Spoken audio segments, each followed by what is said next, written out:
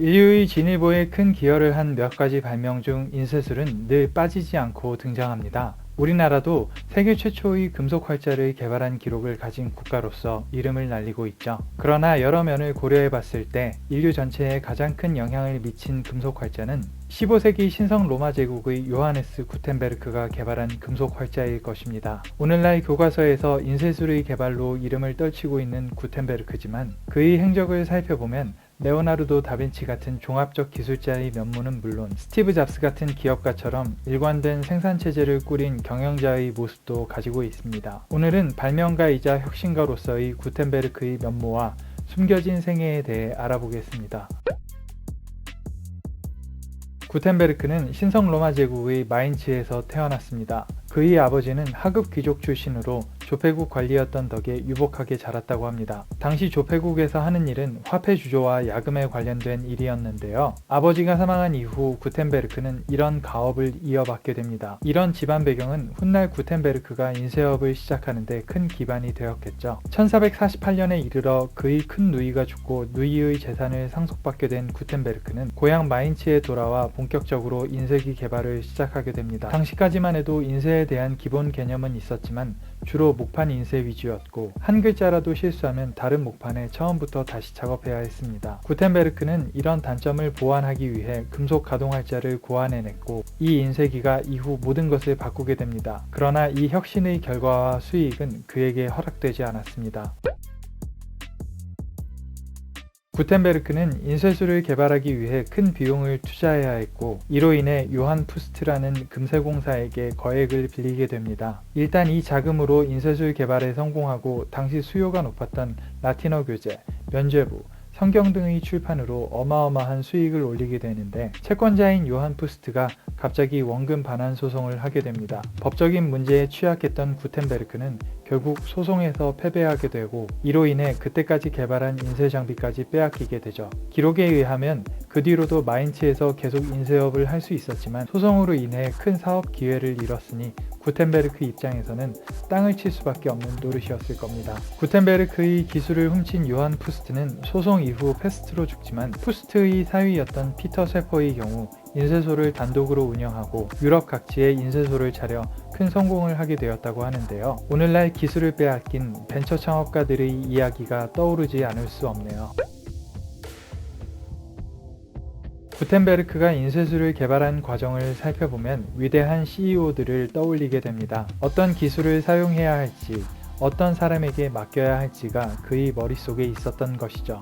당시 일반적으로 필사할 때 사용하던 잉크는 수성 잉크였습니다. 그런데 이 수성 잉크를 인쇄에 사용하게 되면 지면에 번지게 되는 수밖에 없었죠. 구텐베르크는 이를 해결하기 위해 화가에게 도료 제조법을 배웠고 수많은 실험 끝에 인쇄술에 적당한 도료를 찾아냈다고 합니다. 강하고 일정한 압력을 통해 선명한 인쇄를 할 수 있었던 인쇄기의 설계는 포도주 압착기의 구조에서 빌려온 것이라고 합니다. 인쇄에 사용할 활자의 크기와 높낮이가 일정하지 않으면 종이가 찢어지기 때문에 활자는 물론 활자의 몸통까지 표준화해야 했는데 이는 발달된 야금 기술을 가진 장인들과의 작업으로 해결했습니다. 이를 위해 조각 기술자가 필요했고 금속 주조 기술자와 목수도 필요했죠. 또 인쇄를 하기 위해서는 문장의 조판을 짤 라틴어가 가능한 식자공이 필요했고 활판을 압착기에 끼우고 압착기를 누를 사람도 필요했으며 교정을 보고 활판이 정확히 짜였는지 확인할 교정가도 필요했습니다. 오늘날 이런 일관화는 상식적인 일이지만 500년 전의 유럽에서는 절대 그렇지 않았죠. 스티브 잡스가 금형기술자, 디자이너, 프로그래머 등을 데리고 아이폰을 만든 것처럼 구텐베르크도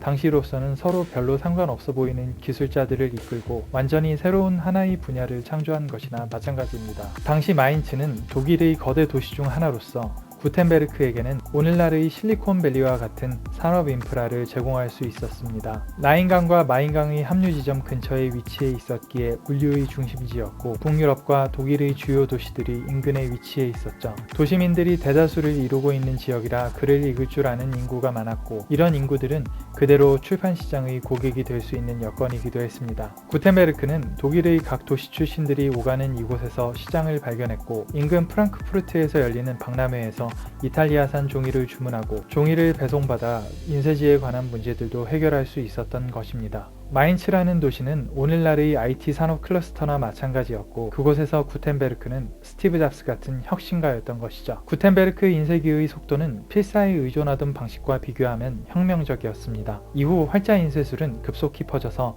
1450년부터 1500년까지 50년 동안 무려 3만 종의 책을 총 2천만 부 인쇄했다고 하는데요. 이는 이전의 1000년 동안 출판된 책보다 더 많은 양이라고 합니다. 구텐베르크가 인쇄술로 비로소 자금을 조달할 수 있게 된 건 세 가지 상품 덕분이었습니다. 바로 라틴어 교재, 면죄부, 성경이었죠. 당시 알프스 이북에서는 교회 부속 학교에서 라틴어 교육을 집중하게 되는데 이를 위한 교재인 도나투스의 라틴어 문법이 최고의 교재로 인정받는 상황이었고 이 교재를 인쇄해서 돈을 벌었다고 합니다. 우리로 치면 성문 종합 영어 정도 될까요?